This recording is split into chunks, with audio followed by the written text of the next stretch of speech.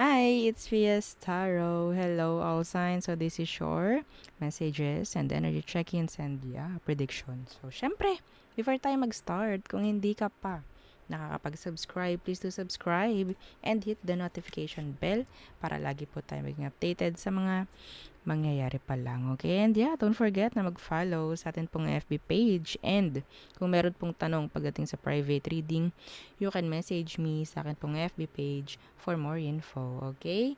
So, yeah. And yes, pagdating sa ating all-in-one evil eye bracelet, kung meron pong tanong, okay? Diretso lang tayo sa akin pong FB page na Fias Tarot. Okay? Doon tayo magtatanong kung may mga ganto, ganyan, ganto, no? So, message lang po kayo, ha? And yes, as same as our evil ring, no? Kung may mga tanong din po kayo regarding this, message lang po, no? Sa atin pong FB page for more info. Okay? So, let's start. Air signs.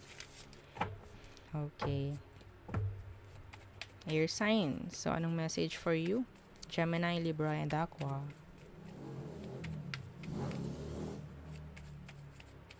Okay. Air signs. Anong meron? The, uh, the high, ano daw? The Hierophant in reverse. Anong meron? At ganun. The Hierophant in reverse. The Justice. Oh, someone is making infidelity. Yes, meron ditong kasal. Pero nasa isang sitwasyon na hindi okay. May mga pangangabit. Oo. Oh no. Some of them kasamahan pa sa work. Yeah. Some of you, pagdating sa workplace, merong hindi, may nakikita ko ditong medyo, may issue.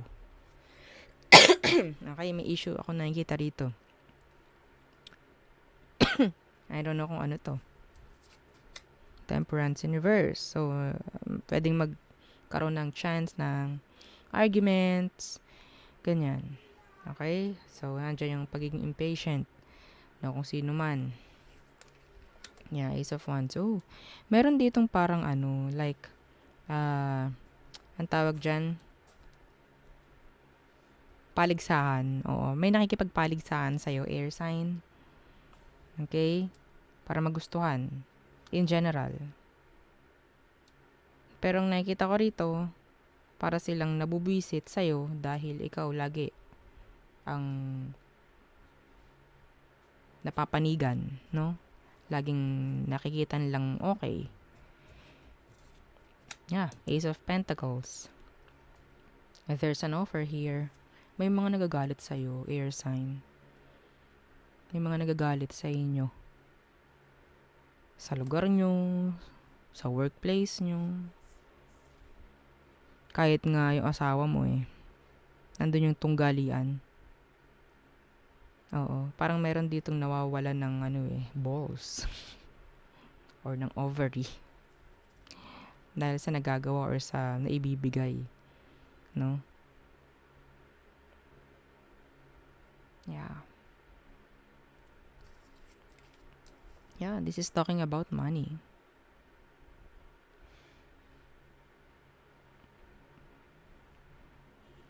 Someone's not being fair. May nararamdaman din akong ganyan. Hindi sila nagiging patas sa'yo.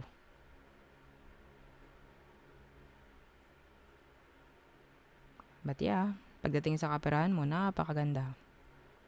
There's an offer. Some of you, there's a promotion coming. Pay raise. Hindi ko na isasama dito yung 13th month at bonus. Matik na yun Okay? Hindi na yun kasama dito kasi matik na yun sa iba sa inyo. But yeah. May paparating na malaking pera. Meron ding, ang tawag dito, travel. And hindi ko nakikitang magtatagal pa tong travel na to dahil malapit na.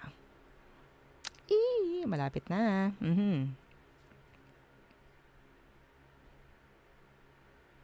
Yeah, wala naman ako masyadong nakikita ritong problem regarding kaperahan mo, sa growth mo, sa progress mo. Okay, so you're doing good, you're doing well in general. Okay? So there. Iba sa inyo makakatanggap ng material na bagay. Oo, material na bagay. Material things. No? Next. Fire signs. Okay, so fire signs, anong message for you? Ay, grabe. Okay, fire signs, Aries, Leo, Sagittarius. Message for fire signs. One more. Anong meron for you, fire signs? Kumusta na kayo? Saan ba kayo magpapasko? Chumika. Oh, diba? Okay. The Devil. Ano to? The Six of Swords in reverse. Issue na hindi matapos-tapos.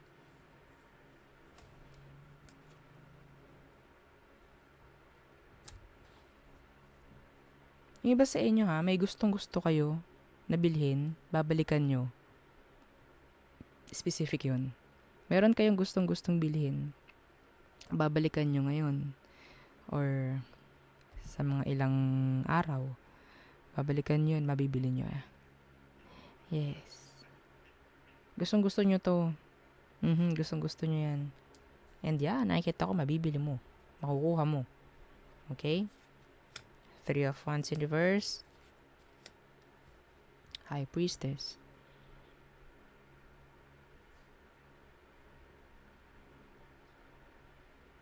Kung may issue, wag mo nang gawing wag mo nang ilagay sa number 1 priority yung issue. Hindi ko alam kasi pangit din naman to Oo, kaya wag na lang natin gawing number 1 or top 2, no? Hanggat maaari, isang tabin lang muna natin ito hanggat maaari, no? So,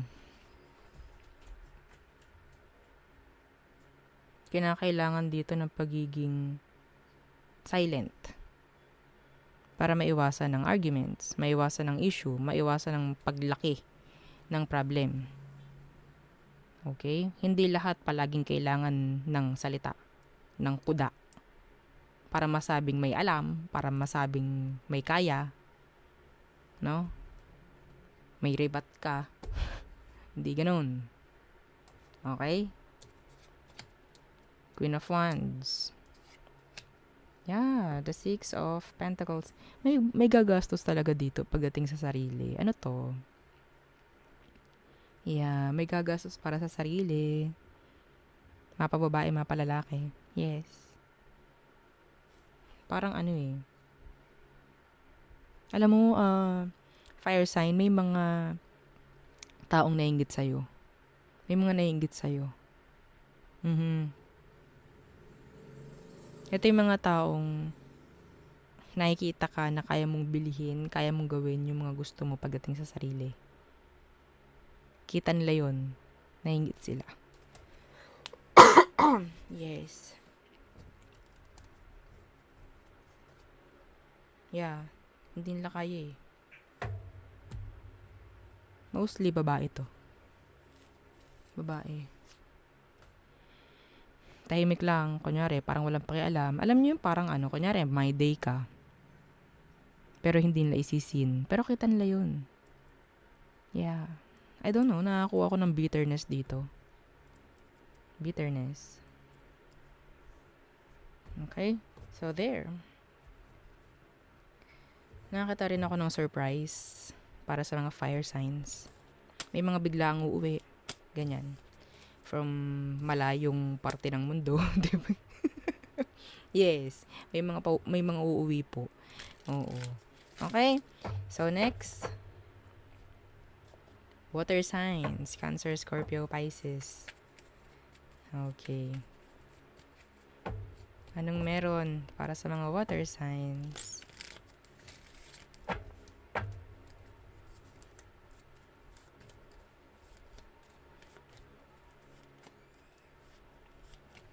Okay. 3 of Cups. Celebration, occasions. Yan. Napapanahon to. Oo. Meetups, mga ganyan. Reconciliation for some of you. Ha? Oo, reconciliation for some of you. Hang on. Okay, so King of Pentacles in reverse. Meron ditong parang gagastos talaga. Iwasan ang masyadong bongga. I don't know, pera nyo naman yan, di ba? Pero ang nakikita ko dito, manage your kaperahan properly. Okay? Oo, hindi natin kailangan ng pabunggahan dito. Kung may raos, may raos. No? Well, syempre, pera nyo yan eh. Pero this is like a gabay. No? Kasi baka mamaya, bunot kayo ng bunot, kinabukasan, wala na. Okay, nga na tayo. Kung gusto nyo na may manage ng ayos yung pera nyo, gawin nyo ng tama. Gastusin nyo ng tama. Diba? Okay? Yeah, the Moon in reverse. The Queen of Cups in reverse.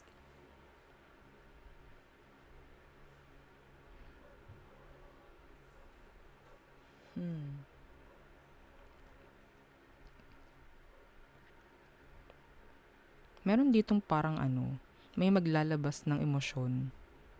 May maglalabas ng parang sama ng loob. Yeah. Na matagal lang nakimkim. Water signs. Pwedeng Pisces. I don't know if this is arguments.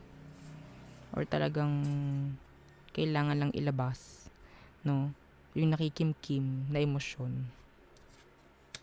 The 9 of Cups in reverse.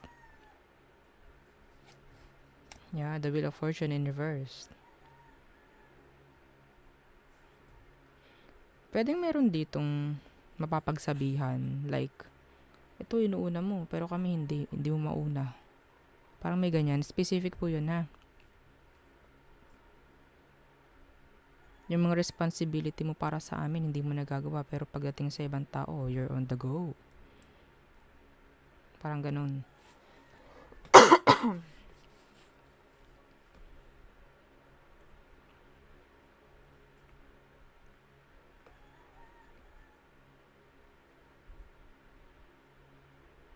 Yeah.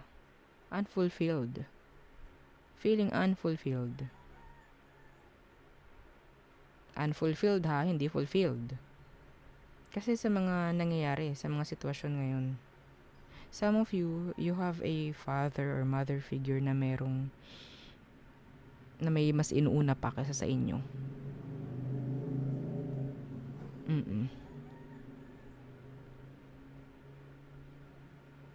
Friends, barkada,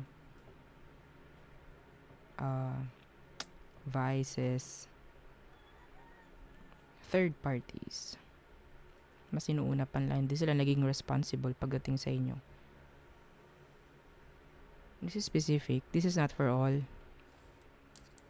Okay? Yeah. See? There is an energy of a mother figure, a father figure. Okay? See? Mag-asawa to. Someone is not being responsible. Paulit-ulit na pangyayari. Paulit-ulit. Kaya hindi may ayos dahil hindi nagiging responsible. Kung sino man yan, I don't know. Next. Earth signs. Taurus, Virgo, and Capricorn.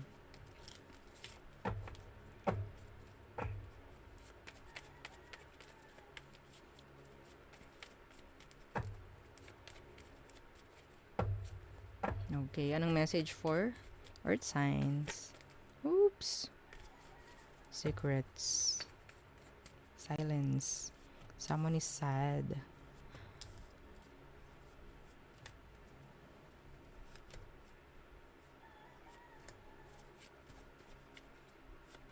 Okay. The Empress in reverse. Knight of Cups in reverse.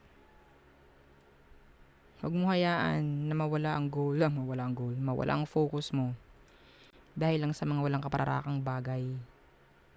Okay? Meron ditong like an on and off, or sabihin natin hindi consistent na person pagdating sa'yo. Wala namang patutunguhan to. Okay? Walang patutunguhan to. 6 of Wands in reverse. Yeah, the 2 of Cups in reverse. Someone's like selfish. Trying to connect, pero emotionally hindi sila connected pagdating sa'yo. Pwedeng water sign, fire sign, a Virgo, water sign. Yeah, 8 of Wands in reverse. The Queen of Swords in reverse. Meron ditong person na hindi nakikipag-usap. They're like, I don't know if kung sino yung nag-iisip, kung sino yung galit. I don't know. Meron ditong parang nagagalit. Dahil hindi nagiging okay pagdating sa communication. Sounds like telling lies.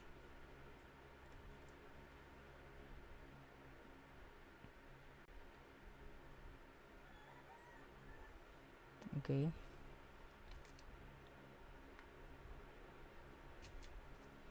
Someone is telling lies.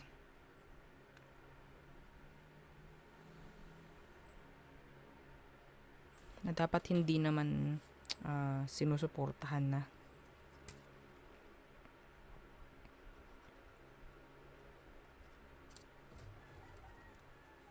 Yeah. May mga nag-i-stalk sa'yo. Yeah. A younger person. May nag-iisip na kaya hindi ka rin nakikipag-usap dahil galit ka sa kanya. Kaya hindi ka rin nakikipag-usap. Earth sign.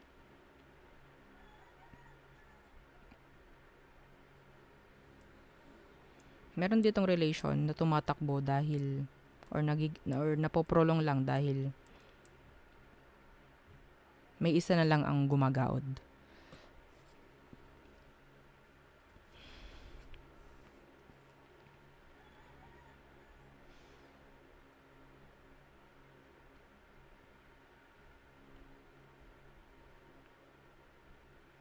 Masyadong may mga nagtitiis dito, nagsasacrifice. Okay? Para mag-workout yung isang sitwasyon. Actually, nandun kasi yung takot.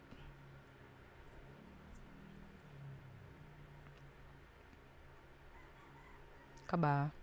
Yan.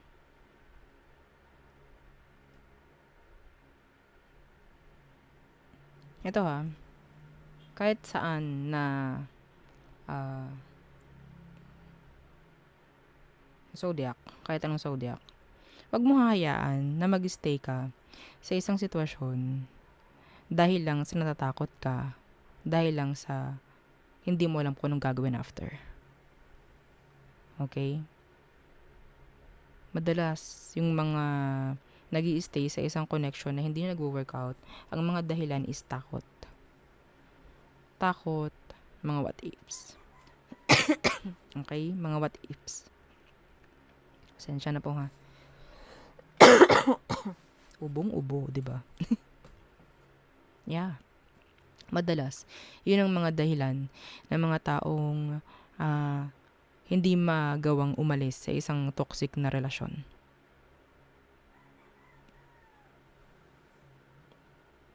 Takot. Hindi alam ang gagawin. After. What ifs. Yeah. Yun lang naman. Emosyon, I don't know. 50-50 na yun. Kasi, andun na yung parang napipilitan na lang magstay No? Dumarating na rin naman sa punto na gustong umalis. hindi lang magawa. I don't know why. Kanya-kanya, oo. Pero yun yung pinaka-general na dahilan ng iba. Pero, yeah, wag mo hayaan na ah, maging hinder yun, no? Sa pagkakaroon mo ng another chance or maging happy, para maging happy, no? Wag mo hayaan yung takot ang mag-aalis sa'yo ng kasiyahan. Okay? So, yes, pwedeng matakot, pero hindi tayo pwedeng palagi na lang malungkot. No? Okay, so there. Yun ang ating reading for all signs. So, thank you. Bye!